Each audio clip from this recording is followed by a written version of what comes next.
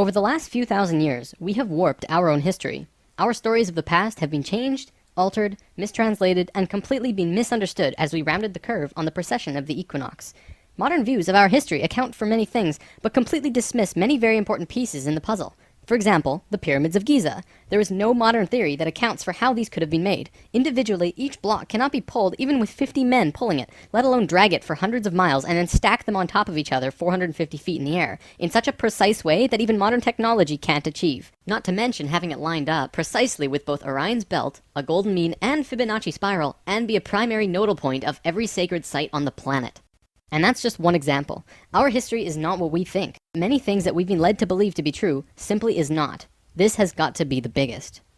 The field of archaeology recently saw some monumental discoveries that are rocking the foundation of what we think we know about ourselves. Many ancient cities such as Babylon, Erech, and Akkad that were written about in the Bible and other ancient texts were always thought to be myths because no one could prove they existed. Then, one of them was found. This led to finding another, and then another. Inside one of these cities, archaeologists found thousands of cylindrical clay tablets hidden deep within the earth under this ancient city. The tablets were completely covered in text, written in cuneiform, and tell an ancient story that spans back over hundreds of thousands of years on this planet, describing the history of the earth and the origins of the human race in great detail. Now, the first thing we all want to do is just say that they were making things up. They didn't know the history of Earth, and they were simply creating tales to explain where they came from. However, if this was true, how can we explain how they knew so many things about the universe that would seem impossible to know? Not only did the Dogons know all about the distant planets in the solar system, but so did the Sumerians. They described them all in great detail in these Sumerian records. They also knew about the precession of the equinox. That's a tough one for a historian to understand, because it takes over 2,000 years of continuous observation to actually learn that the Earth has a wobble. The Sumerians had this information from day one of their civilization. A man named Zacharias Sitchin spent a long time transcribing these texts and had put them all together in his books, but many others have also done the same, and the interpretations are always very similar. Not only that, but Thoth has also shared information about this with us, and his account matches the Sumerian records. Adamus and other channelings discuss it as well. If you see all of these records and sources, there is a huge connection between the stories. Now, this story spans back hundreds of thousands of years into our past. It talks about Tiamat and Nibiru, the Nephilim, seeding the human race, Adam and Eve, and the children of Lemuria. This portion of the story is really interesting, but not the most crucial to know. We're not going to be covering this at this time.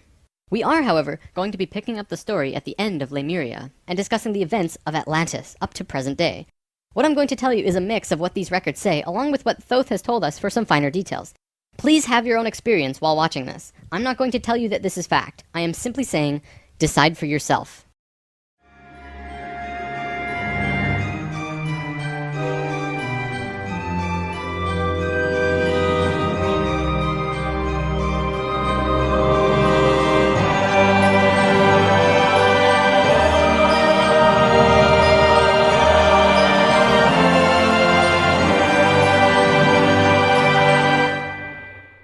There was a time, long ago, when humans existed at a very high level of consciousness. We were interdimensional and were very psychic. We communicated through thought and emotion, much like how animals do rather than speaking or writing, which would seem very primitive. We lived primarily on a large string of islands called Lemuria, but there was a consciousness shift. We moved up in consciousness, and the islands of Lemuria sank beneath the oceans. At the time of this shift, a new continent rose out of the waters. We called it Atlantis. Back in the early 1900s, the spiritual path of the United States was similar to what's happening today. People began to learn about meditation and study ancient lands like Atlantis and Lemuria. We actually found quite a bit of evidence that Lemuria existed, and it had to do with coral. See, the ocean floor does rise and fall. Coral can exist up to 150 feet under the surface of the water. In 1910, the surface of the ocean was probably higher because they were able to see coral rings heading away from Easter Islands for a great distance. These rings were estimated to be found at 1,800 feet, which means that for them to have existed, they would have had to be much higher and sunk slowly. Probably more important, they also found the exact same fauna and flora from the Hawaiian Islands all the way to the Easter Islands. This is a great distance, but if you look at a map, you'll see a long string. That string, according to Thoth, used to run along the western shores of Lemuria. It is only on these islands that have the same flora and fauna. Same trees, bugs, bacteria, everything. Science can only explain this if there were closer land bridges between these islands at one point. Although we were studying this at that time, World War I began soon after, and we lost interest in spirituality and the ancient lands for a very long time. After the sinking of Lemuria and the rising of Atlantis, at first the human race became scattered. We moved to various islands and continents all over the world because we didn't have a home. Yet, we didn't know where to go. At that time, there were about 1,000 humans at a very high consciousness, more than all of the rest. They were called the Nakals. Today, we know them as Ascended Masters. The Nacals began preparing Atlantis to be our new home. They projected their energies across the surface of the continent in the form of the Tree of Life, not with 10 circles, but with 12, an extra on top on the island of Udal, and an extra on the bottom in the water. There were 10 components on the mainland, and even though it extended over hundreds of miles on the surface, it was projected to the accuracy of a single atom. We chose to move to Atlantis because of the Kundalini. In humans, the Kundalini is often referred to as the energy serpent that runs up and down your spine. When activated, it provides an immense amount of energy through all of the chakras. The Earth itself also has a Kundalini because the Earth is alive, like an organism, running from the center of the planet to a specific place on the surface. Wherever the Kundalini resides, the people there become the spiritual leaders of the world. The Earth chose Atlantis to be the new energetic center of the planet. After Atlantis, the Kundalini moved to the mountains of Tibet, which is why the Buddhists were the leaders in pure spirituality for the last 13,000 years. It was a very pure place. It moved again within the last 10 years, but that's a story for another time. If you want to read more, check out the book The Serpent of Light by Drunvalo Melchizedek. Suddenly, in a single day, the Nacals breathed life into the Tree of Life on the surface of Atlantis.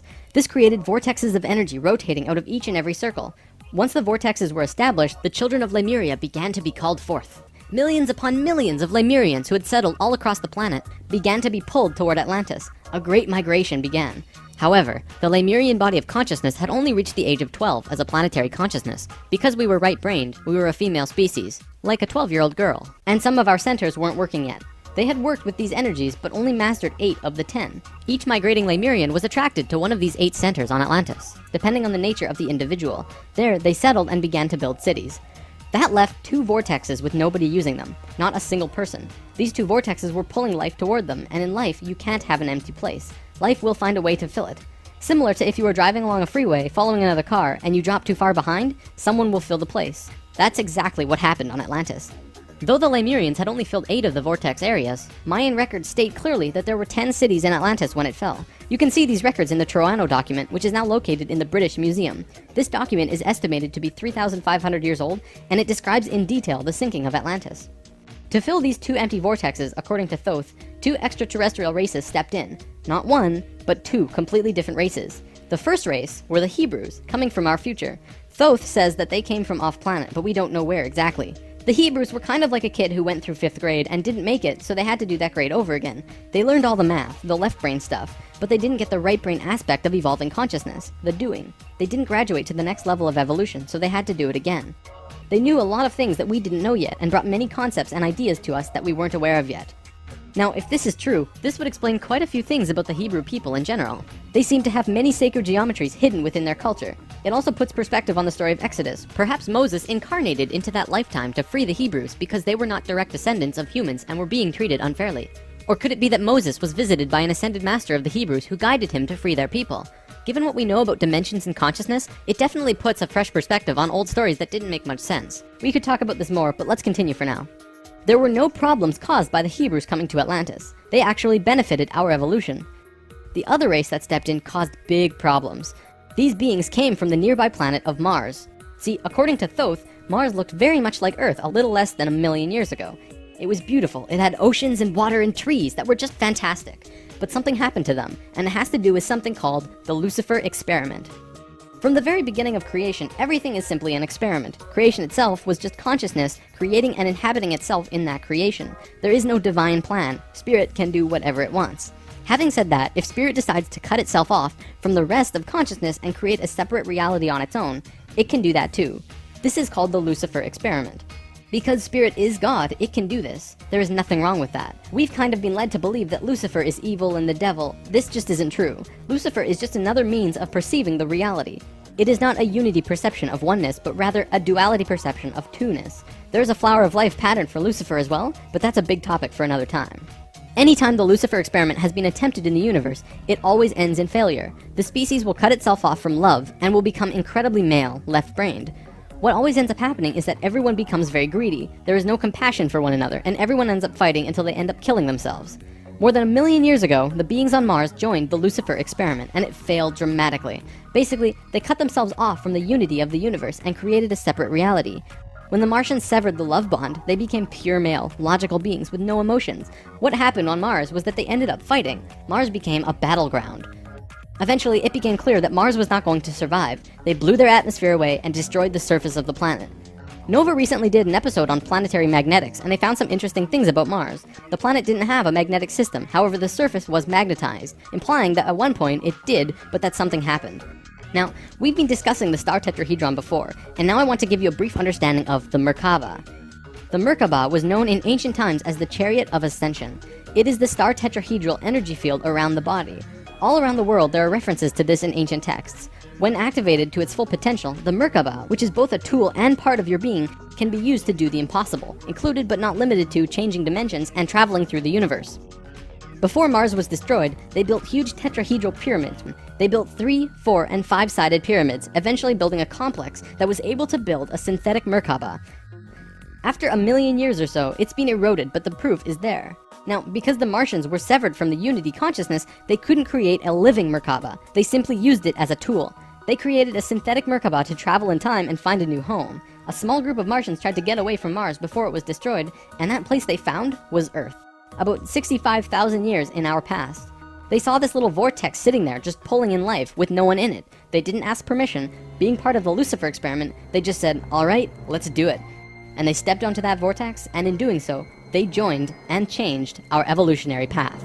Thoth's father, Thome, was one of the Nakals who set up Atlantis on the island of Udal. That island, the top of the Tree of Life, was the brain of Atlantis, and on it was a small city called Poseidon. This city is what Plato was discussing when he said that Poseidon bore 10 children, the 10 circles on the Tree of Life. Poseidon was made of 3 rings painted in black, red, and white stones, and it was the symbol for Atlantis. The inner circle represented the Nakals, the middle circle were the priesthood, called the Maya, and the outer circle represented the regular people of Atlantis. We'll come back to this down the road. There were only a few thousand Martians who came to Earth through the synthetic Merkaba. The first thing they did when they arrived in Atlantis was try to take over the continent. They tried to declare war and invade. However, they were vulnerable due to their small numbers, compared to the millions of Atlanteans, and we finally subdued them. We were able to stop them from conquering us, but we could not send them back. When this happened on our evolutionary path, we now had the planetary consciousness of a 14-year-old girl. The Martians were an incredibly male species, and also very old, so what you had was a 14-year-old girl being taken over by a 60 or 70-year-old man. We had no choice in the matter. The Martians just stepped in and said, like it or not, we're here. They didn't care what we thought or felt about it. Really, it was no different from what the settlers of North America did to the Native Americans. Once the initial conflict was over, it was agreed that the Martians would try and understand this female thing they lacked. This emotional feeling, which they had none of at all. Things more or less settled for a while, but the Martians slowly began to implement their left-brain technologies, which the Atlanteans knew nothing about. One after the other, the Martians kept putting out these left-brain inventions, until the Atlanteans slowly began to see things through their left brain. We slowly began to become a male species. The Martians gained control, bit by bit, until eventually they had all of the power, as was their intention. The animosity between Atlanteans and the Martians never subsided, not even till the end of Atlantis. They hated each other. The Atlanteans were shoved down and treated like inferiors. It was like a marriage that the female component didn't like, but the male component didn't really care if she liked it or not. It remained this way for a very long time, until about 26,000 years ago, when the next phase slowly began.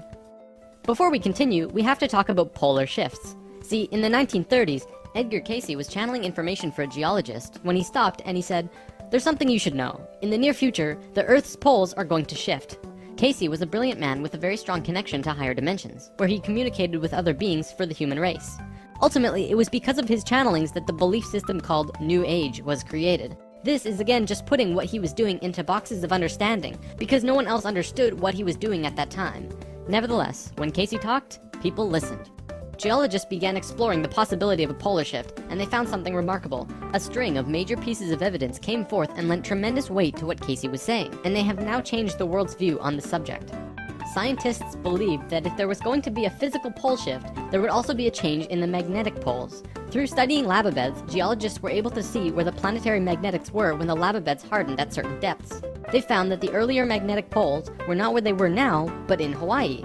The last shift that took place was 13,000 years ago, and we will get there in the story soon. They did another test and found that it had shifted again 26,000 years ago as well. Scientists also learned that polar shifts happen very quickly. In a single day, the magnetics would do a complete flip, or turn 90 degrees. There's that number again. And within 24 hours, the sun would be rising differently than it did the previous day. This shift has happened hundreds of times over the last 100 million years on Earth, but it's speeding up now and happening faster and faster. Now only 13,000 years between each shift. A whole new viewpoint is beginning to be understood. From space, would this not appear as a pulse? Now, there's a lot more to talk about with polar shifts, but I'm going to give you the basics. A scientist named Charles Hapgood was studying this at great detail because the leading theory behind what caused polar shifts was still underdeveloped at the time. He came up with a theory that demonstrated to be possible through various experiments. Through these experiments, they learned that the surface of the Earth, the crust, could slip over the main mass of the Earth, which continues its rotation as if nothing happened. The crust would rotate and spin out of control until eventually it settles again in a new location aligned with the new magnetics. During this time, there are massive earthquakes and tsunamis and devastations that rock the world. Doesn't that sound a bit like the destruction described in the Book of Revelations? Now, I don't want to freak anyone out. Besides Edgar Cayce's account, many other ancient prophecies, including Nostradamus and Mayan prophecies, have talked about polar shifts in one way or another. And modern science is becoming increasingly aware that there is going to be a polar shift in our near future, which is lining up with our consciousness shift, though they don't take that aspect into account. It's funny actually, a while back, NOVA did 2 reports on polar shifts, and both times NASA shut them down. Then recently, NOVA released a new video called Earth's Magnetic Storm. That video shows all of the evidence for pole shifts without actually using the words pole shift.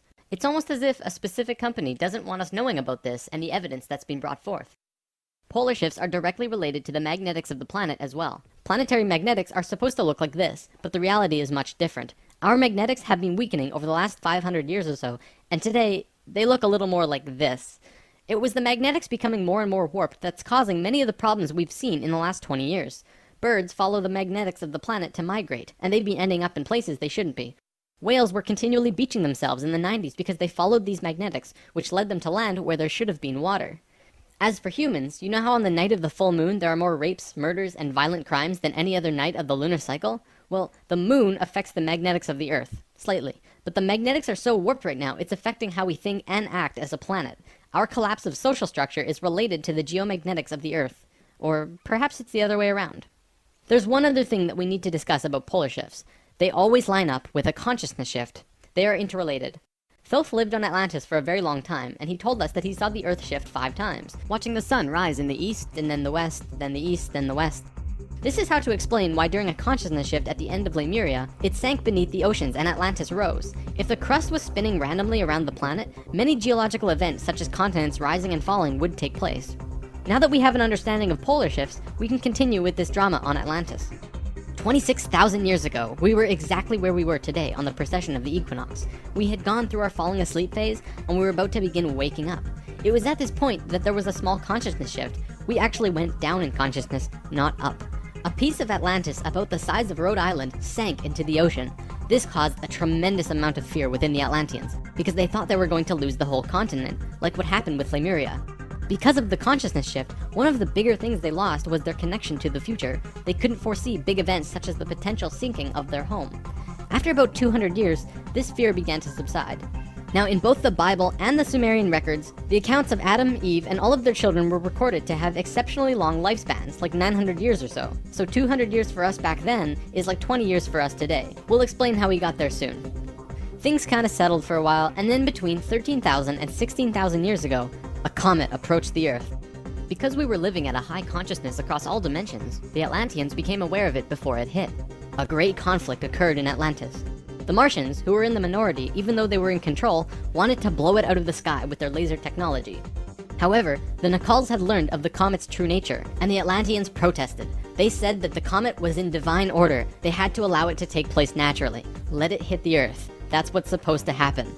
The Martians fought the Atlanteans, but in the end they gave in. The Martians agreed to let it hit the Earth. When the time arrived, it came screaming into the atmosphere, plunging into the Atlantic Ocean just off to the western shores of Atlantis, near where Charleston, South Carolina is now, only that was at the bottom of the ocean at the time. The remnants of the comet are now scattered across 4 states, and science has definitely determined that it hit at least 12,000 years ago, if not more. They're still finding pieces today. Although the main portion struck near Charleston, a few fragments actually hit the main body of Atlantis, crashing into an area right where the Martians were living, killing a huge portion of their population. They were pissed. They said, "It's all over, we're divorcing you, and we're gonna do whatever we want. You can do what you want, but we will never listen to you again." We know this whole bit. We've seen it in divorced families throughout the world. And the children? Well, look at our modern world today. We are the children. You can guess what the Martians did next. Their primary interface with the reality was control, and when their anger rose to meet their desire for control, they decided to take over the Earth. They began to once again create a complex like the one they built on Mars long ago to try and create another synthetic Merkaba. If they had succeeded, they would have gained control over everything on the planet. The only thing was, around 50,000 Earth years had passed since they had built a Merkaba, and they didn't quite remember how to do it. But they thought they did.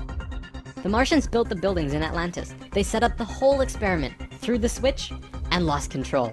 The destruction was immense. In this reality, you can hardly make a greater error than to create an out-of-control Merkaba. The experiment began to rip open the dimensional levels, not the higher ones, but the lower ones. To give an analogy, if you took a knife and slit open your stomach, the stomach acids would seep into other parts of the body that it's not supposed to be in. That's like ripping open the dimensions. The Martians almost destroyed the Earth. The environmental disaster we are experiencing today is nothing in comparison, though today's disasters are a direct result of these events. Because of this tear in the dimensional levels, a huge number of lower dimensional spirits and beings were thrown out of their comfort zone and into these higher levels. They were forced into a world that they did not know or understand. To survive, they needed bodies and began automatically entering into the bodies of people. For every human body, there were hundreds of lower dimensional spirits inhabiting them. These beings were Earthlings like us, but very different, not coming from this dimension. It was a catastrophe, probably the biggest the Earth has ever seen. The reason the Nakals were special wasn't just because of their incredibly high consciousness, making them like guides of Atlantis. They also had achieved what today we call immortality. Let's just say they figured out a way to keep their body healthy and young for as long as they chose, and could choose to pass on whenever they desired it. When reincarnating, they do not suffer the great memory loss that we do when we incarnate. They did it through their expanded consciousness and tantric interdimensional sex meditations. This is how Thoth was a priest king of Atlantis for thousands of years and stayed on Earth until 15 years ago when he gave all of his memories and understanding about sacred geometry to a man named Drunvalo Melchizedek.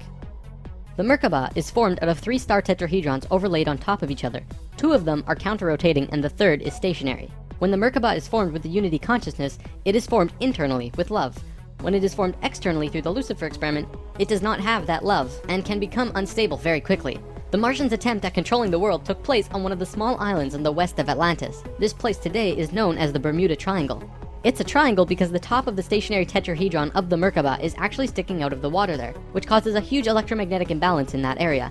Many planes and boats have reported to have gone missing there. They just vanished without a trace. The imbalance is multidimensional, and in many cases, these ships and planes have been sucked into different dimensions, never to be seen again. That Merkaba is still there on the seafloor today, but from what I know, it's going to be corrected soon. The Nakals did their best to save Atlantis. They sent most of the lower dimensional beings back, at least as many as they could, and sealed up the dimensional tear. Despite this, the situation got really bad, really fast. All of the economic systems collapsed. Financial, social, and all concepts of how life ought to be completely broke down. Everyone on Atlantis began getting sick with weird diseases, and the entire continent went into a state of survival. Life was no longer about living. It became about surviving until tomorrow. It was a literal hell on Earth. The Nakals had no idea what to do. They were children compared to the events that had been thrust upon them. So they prayed. They prayed to the highest levels of conscious life in the universe, asking for help from anyone who could hear them. The problem was reviewed on many high levels of life, who I am drawing as the Justice League because the 11th and 12th dimensions are completely incomprehensible to us in our current state. What they told us was this: we were going to fall. We were going to hit rock bottom, level 1, the lowest place we possibly could be in the universe and still survive. Also, we were changing polarity. We were no longer a female species, so we were starting from square one as a male species. And finally, and this was the shocker, we would only have 13,000 years to return to Christ consciousness. Normally, it takes hundreds of thousands of years for a species to get to Christ consciousness. We had to do it in a fraction of the time. If we didn't, we would not survive. This has never happened before in the universe, ever. Thoth, who was the priest king of Atlantis at the time, learned that they would have to perform this experiment on themselves. They received instructions from the highest levels of life and they went on their way. Thoth proceeded with a being named Ra and Aragat, who were previous kings of Atlantis, and began the experiment. To understand what they did, we have to talk about consciousness grids. A planetary grid is an etheric crystalline structure that envelops the planet and holds the consciousness of any one species of life. This grid does have an electromagnetic component associated with the third dimension, but it also has a component for every dimension as well. These grids are geometric, of course, and science will eventually discover that there is a grid for every species in the world. Each of these grids have their own geometry and are unique. There's not another one like it, just as the species itself are unique. These grids give off light as well, and from space they can be seen as the source of the bluish glow around the Earth. What Thoth and friends had to do was create a synthetic Christ consciousness grid, allowing humans to ascend to Christ consciousness in a very short time. But first, let's talk about the science behind the grid. Perhaps you've heard of the 100th monkey experiment. Over a span of 30 years, scientists were researching a species of monkey called Macaca fuscata on an island in Japan. They were providing the monkeys with sweet potatoes by dropping them in the sand.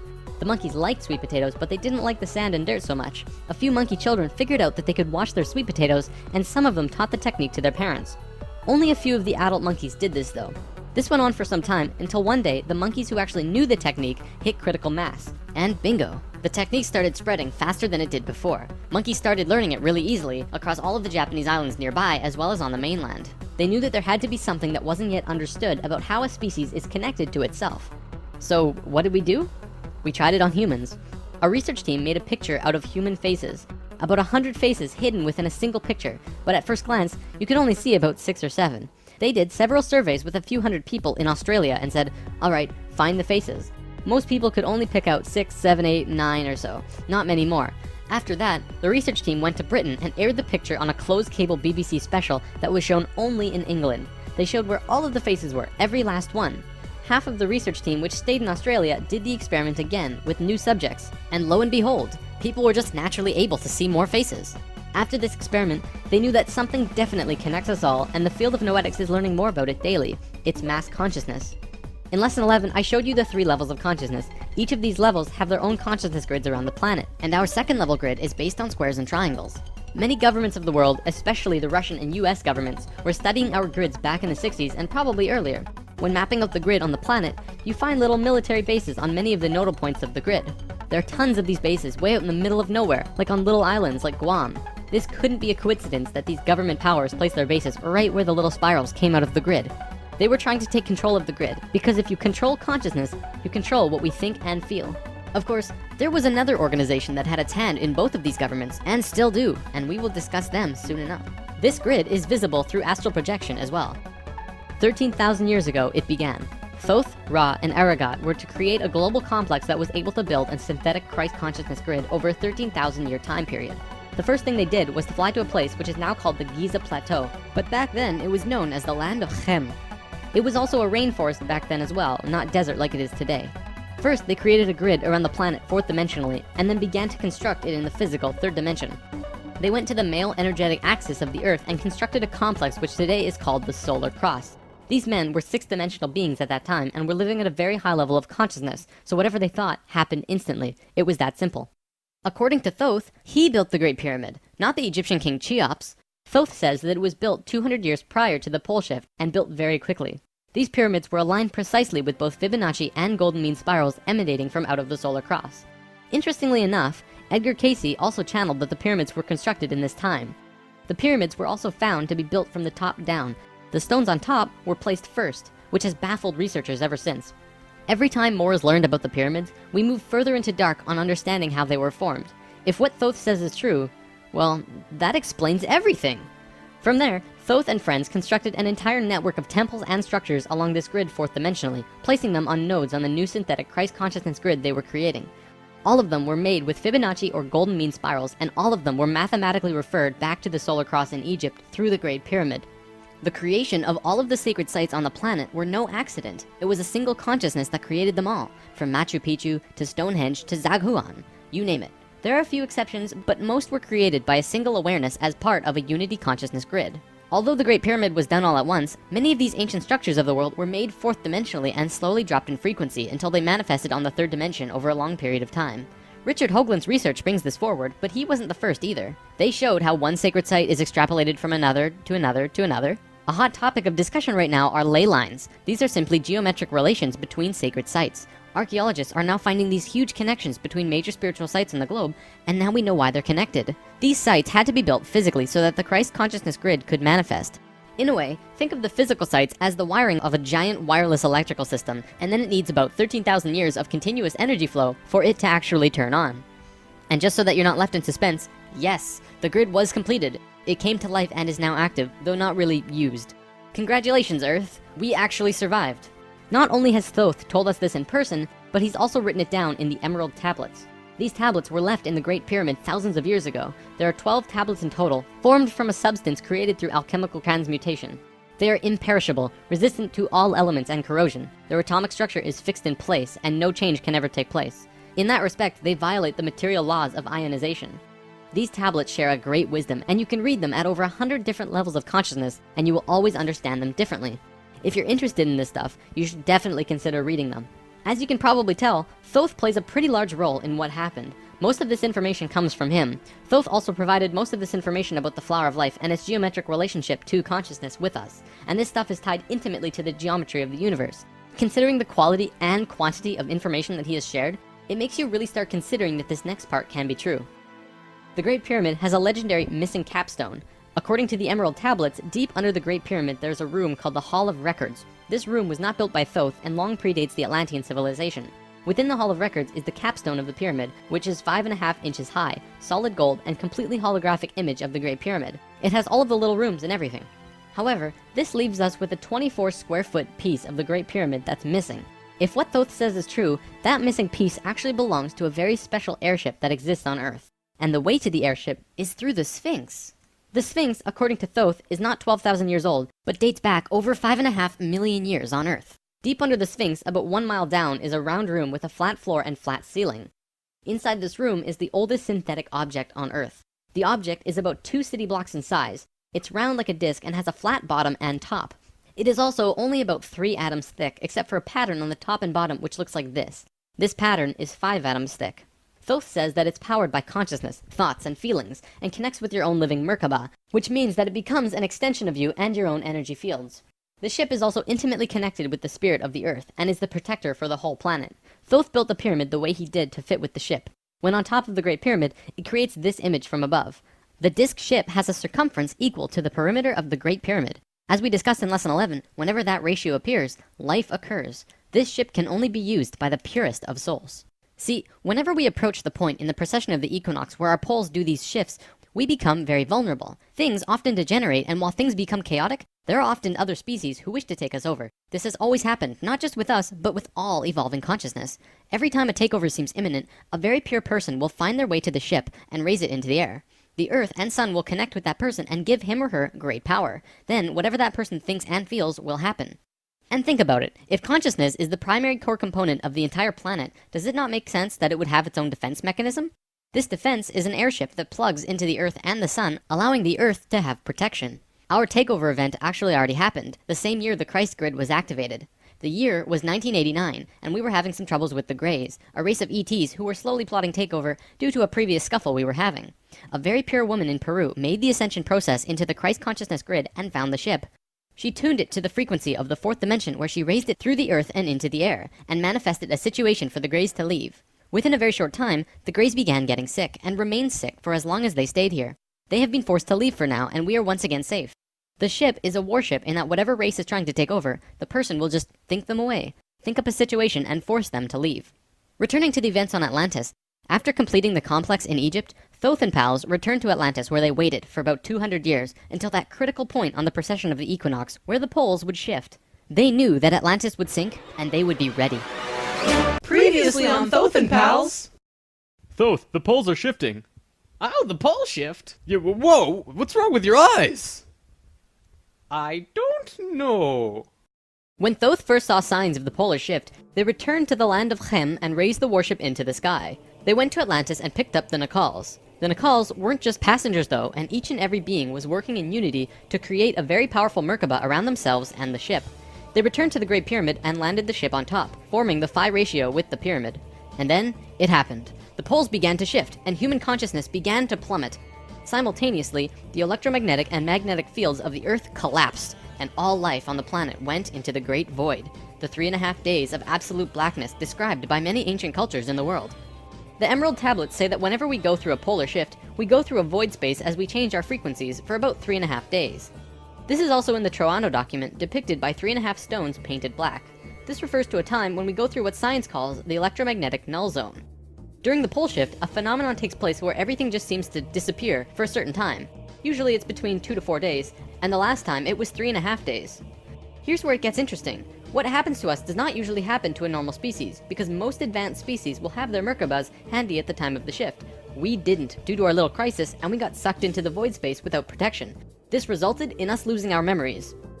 Science realizes that all of our memories are connected through cells in our brains as well as fields around our heads.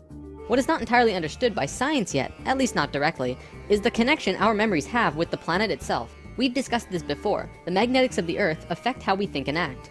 The Merkaba is an electromagnetic field that you create around your body that can serve as protection from void as you're consciously going through it. What happened to us when we didn't have that protection? It was a clean wipe. When we existed on Atlantis, we were living at a very high level of consciousness in a higher dimension. We had extremely advanced and sophisticated bodies and minds, and were capable of practically anything, living in a dimension where molecules were spaced so far apart that consciousness could interact with them without physically moving. It's hard to explain because you can literally shape your environment immediately through your consciousness in these higher frequencies. In that sense, we were creators, knowing and understanding oneness, beings of love. But then we fell. We dropped back down to this place called the third dimension. We also fell in consciousness back to zero. We forgot how to use the pineal gland, and it slowly shrunk to the size it is now, like a raisin, where it's supposed to be eyeball size. When this happened, we forgot how to breathe source energy into our bodies, and our lifespans went kaput. Eventually, we went from 900 years to what it is today. We had not experienced this dense reality that we had before, at least for a very long time. We were kind of like a supercomputer that gets completely wiped. No operating system or anything. We had these advanced physical bodies, but we didn't know how to use them. This is why today we are so physically advanced compared to pretty much all the other animals in this third dimension. For a time, the survivors of the Atlantean fall, and there were a few, were literally hairy barbarians. We even had to rediscover fire. The reason we're having such a hard time finding evidence of Atlantis is because for the most part, the events of Atlantis took place on a much higher dimension than our physical Earth exists on right now. Everything I've drawn of Atlantis can't be taken as that's what it looked like, because it didn't. This landmass did physically exist, but the Atlanteans were not inhabiting that dimension of its existence. If the warship hadn't been protected by the Merkaba, the Nacals would have lost their memories. They retained their memories when the Earth came out of the void and began their work once more. Thoth and 1/3 of the Nacals went to the Island of the Sun in Bolivia. Aragot and 1/3 went to Tibet, and Ra and the remaining third went to Egypt, where they waited. Now, we're going to begin bridging the gaps between this story and our current history.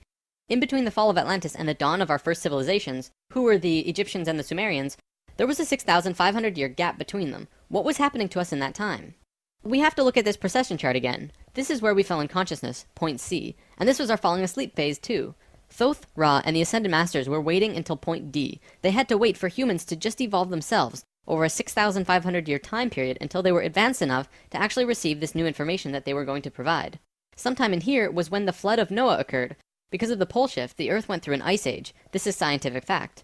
When the ice melted, it would have caused massive flooding. DNA is the physical manifestation of who you are. It is your soul's physical aspect.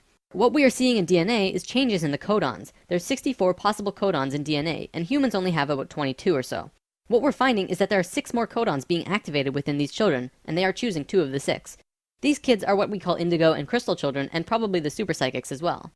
Now, this is a chromosome. Basically, what this is lots and lots of DNA wrapped into this weird H-like shape. This is located in every cell and is part of your body of consciousness. What Thoth tells us is that every level of consciousness seen here not only has its own consciousness grid, but its chromosome change as well. The second level, where we are now, has 44 and 2 chromosomes. To any scientist, this is basic biology. The first level, however, has 42 and 2, and this third level has 46 and 2. The fourth and fifth have 48 and 2 and 50 and 2 respectively. The primary physically visible difference between these DNA in all life is height. The first level has an average height of 4 to 6 feet tall. The second level, us, has an average height of 5 to 7 feet. Third are about 10 to 16 feet, which we are about to translate to. Fourth is 30 to 35 feet, and the last is 50 to 60. You may remember a being named Metatron, the Hebrew archangel who is the perfection of what humanity is to become. He was 55 feet tall, that guy. The last 2 heights are far in the distant future for us, though. This is a place in Egypt today called Abu Simbel. The first thing you notice is that these statues are huge, but with the information about the DNA, this paints a different picture. These beings would be in the 60-foot range if they were to stand. They were at the 5th level of consciousness. These beings on a different wall are 35 feet tall, 4th level of consciousness. Here are some 3rd levels as well. Archaeologists saw this and thought that it meant that the man was just much more important than the woman, when in actuality, the kings of Egypt had 5 different names, one for every level of consciousness. Some of the kings were even able to translate into different dimensions, and that's how they guided the population with the power of the gods. In Egypt, according to today's top archaeologists and researchers, the Egyptians and Sumerians both began their civilizations right around the same time from each other, within a few hundred years or so. Both of these civilizations emerged out of nowhere with perfect writing abilities that were not improved upon since. When they first emerged, they were extremely sophisticated and clear, and slowly degenerated over generations. No archaeologist can explain how this happened or explain how it could have happened. They placed Egypt and Sumer into a special classification called stair-step evolution. What happened was, one day, Egypt got its language, full and complete. Then the knowledge leveled off. And then it got another massive leap a little while later. Then suddenly, they knew everything about water and moat systems just perfect. Then, a little time later, bam, they're masters of hydraulics. How did Egypt and Sumer do this? Well, this is what Thoth said. When we were evolving on our own for 6,500 years, Ra and the Ascended Masters were waiting in an underground city beneath the Great Pyramid. We'll come back to this in a bit. Thoth's son Tat formed a group called the Tat Brotherhood, which is a secret group that still exists today as protectors and keepers of the sacred temples. Today, they're still connected to the Ascended Masters. So about 6,000 years ago, some members of the Tat Brotherhood would wait until they would meet someone who could understand what they were going to teach them. When they found someone, they would just tune their frequencies to the third dimension and walk up and tell them information flat out. They said, hey, if you do this and this happens. The Egyptians would say, wow, look at that. Then they would go underground, wait another little while, and repeat the process. Over a short period of time, the Egyptian and Sumerian evolution shot up in stair steps. As for the Sumerians, they also received a more detailed story by those who were assisting them. They described to the Sumerians in all of the details they remembered. They said, this is the history of the planet, write it down. The Sumerians knew about the precession of the equinox because they were told it by the Nacals from Atlantis. After this stair-step period, we began to fall asleep further. Things got worse once more. It was our falling sleep stage of precession, and although the Nacals had given us a boost, we were consciously dozing off. On that note, it's time for the story about the city under the pyramid. Keep an open mind about this because there is very little proof for what I'm about to say. For over 40 years, Drunvalo Melchizedek has been studying human consciousness through sacred geometry and spiritual teachers and masters all over the world. In 1996, he was contacted by a source in Egypt who said that something incredible had been discovered. A stone stele came out of the ground between the paws of the Sphinx into the daylight. They removed it and dug into the earth beneath the Sphinx. There they found a room with 3 tunnels leading off of it. One of the tunnels, which went to the Great Pyramid, had another tunnel coming off it, and it was shielded by a wall of light. Bullets could not pass through this field, and people could not even get close to it without feeling like they're going to die. The Egyptian government found a particular person who could turn off this field. They also had brought in Paramount Studios to film it, as they had filmed the opening of King Tut's tomb. They had a good relationship with Egypt. The government wanted several $1,000,000 from Paramount, but at the last minute they asked for an extra $1.5 million under the table. Paramount was outraged and they backed off. Things were silent for about 3 months. Then Drunvalo heard from a source again who was involved in all this, who said that 3 men shut off the light field and went inside. They found themselves inside a very large building that went on for miles underground, which was really the edge of a giant underground city, which was really just one giant building. Then, a little while later, an Egyptian archaeologist named Larry Hunter began describing the same thing, but more detailed. He said that the city was 6.5 by 8 miles wide and 12 stories deep, and the city was outlined by specific temples in Egypt. The 3 pyramids are lined up with Orion's belt, but there are also small temples for every other star in the constellation. Those temples map out the city underground and are made out of a special stone not found anywhere else in Egypt called Koinen stone. Incredibly enough, very recently, ancient tunnels were found in Romania that led to both Egypt and the inner earth. Now, I don't have time to go into detail about this particular story, but if you want, check out the book Transylvanian Sunrise by Radu Sinamar. To be clear, this is a theory that has not been accepted by the Egyptian government, but the underground city that Thoth said was there is, according to Mr. Hunter, marked by temples made of a unique substance, and the temples match the star pattern of the constellation of Orion. 4,000 years after the stair-step evolution, we were at our lowest stage of our evolution. We were hitting bottom on the awareness road. Suddenly, out of the darkness, 3 men came to Earth to give us a little nudge. Everything in ancient Egypt was synthetic. They had this entire civilization based around achieving heightened states of consciousness, but they had to do it through tools. Now, we're not going to look at each of these tools individually, but let me give you a brief overview here. This tool was used for transferring vibrations into the body. Along with that were the hook and flail. This little device was a kind of generator to increase vibrations, though there's not too much information available on it. This thing, however, was their most important tool, the Ankh. They saw the Ankh as the secret to eternal life, and they used it not as a physical tool, but as an energetic one. They would use this form and Ankh their sexual energy. Now, this could be a huge topic on its own, like how energy travels up and down the body through a vertical tube between 5 energy channels that counter-rotate as they extend through the body. But basically, sexual energy is an incredibly powerful energy. We definitely abuse it today, but what the Egyptians knew was that when you had an orgasm, a very large amount of energy bursts from your root chakra all the way up your spine to the top of your head, and then it gets released. What the Egyptians would do was when the spiral of energy hit their heart chakra, they would onk the energy out of the back of their body and over their head and back into their body, where they would keep the energy and retain a massive energy boost. In other words, if you take a tuning fork and hit it, it will reverberate for a certain amount of time. Then, if you attach an onk on top of it and hit it again, it will reverberate at least 3 times longer. The Egyptians were doing this with their bodies. Moving on, when Atlantis was first formed, the Nacals set up something called a mystery school. This is a special type of school where you learn about consciousness, and you learn different aspects of expanding your own consciousness, and eventually getting to a place where you become immortal. It usually took a very long time to achieve this state, and that's why there were only about 1,000 Nacals in comparison to the millions of Lemurians at the start of Atlantis. The first Atlantean to reach the immortal state was a man named Osiris. Ancient Egypt's mythology tells a story about Osiris, a man who was killed and cut up into pieces by his brother in an act of rage, and then the pieces were scattered. This event, perhaps less exaggerated than the myths, actually did happen, and it took place on Atlantis. Osiris's wife and sister retrieved the pieces, and upon returning the final piece, they restored the creative energy flow and brought his spirit back into the body. Through doing this, Osiris became immortal, and he was the first immortal of Atlantis. This story is told throughout ancient Egypt on many temple walls, and I'm going to show you why. Osiris went through the 3 stages of consciousness. The first one was whole, the second was separated from itself, included physically, and the third was whole again. The Nacals used Osiris's understanding of how he became immortal as a template for how others could do it as well, only through consciousness, without needing to be cut up, of course. This eventually became what we would call the religion of Atlantis, but it was more of a deeper understanding that they were following. This template was also used in Egypt, which we will look at now. Through this stair-step evolution, we began to change from the first level of consciousness into the second. Before the fall, we had incredible memories. It wasn't this vague recollection that we have now, but today we might see it as full-tilt 3D holographic memory. After the fall, we still had a photographic memory, and could share these experiences with each other, which is called dream time. It is what the Aborigines of Australia still have today. Through the introduction of writing, however, we began to change from the first level of consciousness into the second. We lost our incredible memories, and became very separate from each other and ourselves.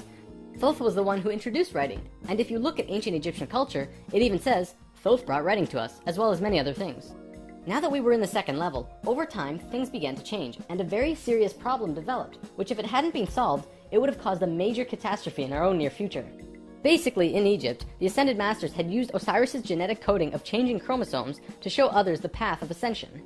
They developed a system of 42 and 2 gods, with a lowercase g. They were actually called Neters. Most will recognize this one. His name was Anubis.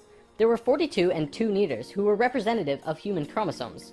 Each one of them showed a specific pathway of life or human experience, and people would follow these understandings to learn more about their life or their own reality. The problem developed when both Upper Egypt and Lower Egypt became more separated from themselves, and the meanings of these Neters were lost. Over time, the drawings of these Neters changed, and the meanings changed with them. People had no idea what they meant. Then it got worse, when the Egyptian king Menes merged Upper Egypt and Lower Egypt into a unified country. Menes also merged the belief systems, so now you had 88 gods that people were fighting over to decide who was really God. This was an issue because now they had people not knowing what to believe, completely lost, separated from their understanding of their own divinity and God. Things became separated further, people fought over which gods were really gods. Today we look back and say, wow, they thought there were so many gods, when really, this wasn't the case at all. Even with the help from the Tat Brotherhood, we just couldn't get it right. There was one short period of Egyptian culture that most historians don't really understand. As it's written in ancient texts and hieroglyphs, for 17.5 years there was a bizarre new ruler that completely changed how Egypt was run, and his name was Akhenaten. Before him, there were only kings. Akhenaten was the first pharaoh, which meant that which you will become. He was also, believe it or not, 15 to 16 feet tall, at least that's how he was always depicted, and had an elongated skull. Both of these aspects are related to Christ consciousness. Akhenaten abolished all previous understandings of God and tried to instill a one-God understanding in everyone. After 17 years, the majority of Egyptians revolted and Akhenaten was killed, soon to be replaced by someone else, returning to the old system. What actually happened? To correct the problem, Thoth got the help from Ai and Tia, who were the first immortals from Lemuria, and got them to mate interdimensionally to conceive a Christ consciousness being. Thoth said that he worked with the previous kings of Egypt to help achieve this, and Egyptologists find that Akhenaten came completely out of nowhere. It took some time, and there was a transitional period involving Amenhotep III, but soon Akhenaten was on the throne. Akhenaten used his time to bring Egypt back to a simple religion where there was one God, one reality. He used imagery of a sun disk to represent this. The priests in Egypt didn't like that because the religious beliefs were centered on the priests. Then he comes along and says, you don't need priests, God is within you, and you can access God from within your own selves. Well, they didn't like that. He also pulled the military back and said, don't attack unless someone else attacks first. The military didn't like him either. Plus, the people generally didn't like him because they enjoyed worshipping their many gods. Eventually, they disposed of him. After all that, what did Akhenaten do that evidently saved humankind? Well, he developed a mystery school, with the intention of showing a small group of humans a way to ascend into the immortal state. Usually, it took hundreds of years to reach the level of immortality, and Akhenaten had 17 years to produce results. This was a very close call, but he did it. He actually showed 300 individuals the path to immortality in this short time. So after the general population disposed of Akhenaten, these 300 immortals would go beyond Egypt. Thoth wrote in the Emerald Tablets that after ancient Egypt ended, he brought a man named Pythagoras into the Great Pyramid and taught him the geometry of the universe. That man then went on to found Greece, which was originally built upon schools for teaching geometry and the Platonic solids and all of that stuff. Thoth lived a lifetime here as well, where he was known as Hermes Trismegistus. Akhenaten's immortals became a group called the Essene Brotherhood. They first migrated to a place called Masada in Israel. Even today, Masada is known as the capital of the Essene Brotherhood. Now get this. In this brotherhood, there were two people in particular, a man and a woman. You might have heard of them. Mary and Joseph? See, it was part of the Ascended Master's plan that they would bring in a being who would show the pathway to Christ consciousness. He would come to Earth as a second-level being, a regular Joe, and achieve Christ consciousness through the course of his life. Then, the ascension process, the transitional experience from the second to third level, would go into the consciousness grid that was still being formed. He was able to transition because he was originally from these higher levels. That man is known today as Jesus, although his name at that time was Yahshua ben Hur. If Yahshua had not shown up, we would not have had that ascension experience available to us today. None of us would be aware that these higher levels of understanding even existed, and we would destroy ourselves. According to what Thoth said, Mary and Joseph mated interdimensionally. Mary could have been a virgin, physically, but she mated with Joseph in a way that would allow a soul from a higher reality to come down to Earth and have a human experience. Usually, this is impossible to do otherwise. Through Yahshua's work, he came here just like us, a total human being, but he went through these three important stages: final death, resurrection, and ascension, and gave us these experiences so that we could access them down the road. Now, as we all know, the story of Jesus has a missing piece. He was a child, disappeared for some time, and then showed up again when he was 30. In a book called The 18 Absent Years of Jesus Christ, the leading theories about where he went was actually out east to either the Himalayan or Tibetan mountains, where he became an enlightened guru. He brought his teachings back to the world after that. If you remember from part 1, the Kundalini of the planet was residing in Tibet at that time. They were very spiritually adept people living there, and remain so today. Now, on the topic of Christ, there's something else I'd like to bring up: the Lord's Prayer. Today, we know this as the only prayer that Jesus taught, but did you know it's actually a geometric prayer meditation? A man named Bodhi McCoy spent over 20 years working with this prayer and analyzing it with sacred geometry, and has discovered some incredible synchronicities. In his book, Live the Promise, he explains how the original prayer, not the extended version mind you, has 7 segments or thoughts, which align perfectly with the 7 chakras as well as the 7 original branches of yoga. Bodhi teaches how to do this prayer meditation, as well as meditations him and his wife have developed based on the Lord's Prayer, called heart dances. It's really quite incredible to see how it all works with the pure geometries of the universe. If you wish to learn more, check out livethepromise.net. If you study Christian religion and Egyptian religion, you'll actually find that they parallel in almost every way except for the Egyptians' understanding of God. Most evidence shows that Christian religion came out of Egyptian religion, and then later they went back and discredited the Egyptians. Around 300 AD, there was a council called the Council of Nicaea, which was the syndication between the Roman political and religious authorities. Basically, the religious leaders and political leaders realized that they could unite and impose more influence on the people and control society through their unity. It's right around this time that we begin to see the manifestation of the New Testament, which was put together from scriptures and stories, some newer and some much older, which were renewed and superimposed on the life of Yahshua ben Hur, which today we know as Jesus of Nazareth. The term Christ actually stems back from much before the Bible. It comes from the word Christala, which is a word that derives from the original 7 core audible sounds of creation. When the creation of the universe occurred, the original tones were ka, ra, ya, sa, ta, ha, la. Christla actually was broken down on earth into 2 words, Christ, which soon became Christ, and Hla, which became Allah, which were broken down and changed through oral tradition. The symbol for Atlantis was 3 rings inside of the other. The inside were the Nacals, the middle ring were called Maya, and the outer ring were the Atlanteans. The Maya's job was communicating the messages from the inner circle out to the regular people of Atlantis. When Atlantis sank, the Maya took their knowledge, a crystal skull with memories of Atlantis, and their calendar, and went out to what today is called the Yucatan Peninsula, birthplace of the Mayan civilization. Their calendar is the most advanced, detailed calendar on the planet, and it has its roots in Atlantis. Over the last few hundred years, a group of people have slowly monopolized the entire world into what it is now. Today, there are 13 families that are among the richest families in the world. They have their hands in next to every organization and government and control over 95% of the money. They control our modern world from the very tippy top. Today, we like to call them the Illuminati, except that's not really who they are. The word Illuminati means enlightened ones, which was established long ago as a secret society that was focused around expanding knowledge through scientific and spiritual understandings.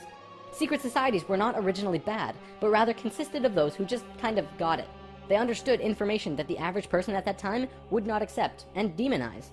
These societies had to be kept a secret because of the control that the church had and refuted against what they wanted to explore. This is where Freemasonry originally comes from. If you do the research on the time periods, what probably happened was that the church, who had the majority of the control at the time, probably infiltrated some of these organizations to make sure that they were not creating plans to expose information and destroy the world order that they had created. This led to the church exposing some of the societies as devil worship and blasphemous, and fear of these groups rose. Over time, many secret societies branched off by those who were corrupt or previously infiltrated by the church, and gained more control through the church and large organizations that were being established. Today, there exist 13 families around the world who pretty much own the world, with over 95% of the money and a lust for greed, power, and control. More and more information has become present lately that many of these families may have DNA that is different than the rest of the human population. It is speculated that they share DNA that was passed down from the Martian race or other species races. They contain no love or emotion and are completely power-driven. This brings us to the end of the human history story for spirit science, but of course, it's not really the end. For one, we've only really scratched the surface of discussing many of these topics. Secret societies, for example, would take another 2 or 3 lessons to really get into. Plus, the human history story won't end because we're still living it, and what happens next is ultimately up to you. This story, while seemingly unbelievable and at times outrageous, does explain a lot. Think about it. We've covered the Bermuda Triangle, the face on Mars, Jesus, what the Egyptians were doing, the rise of Greece, pretty much most modern religions, the reason we popped up out of nowhere 6,500 years ago, the stair-step evolution of those cultures, and the story of Atlantis, which has been elusive to us at the best of times.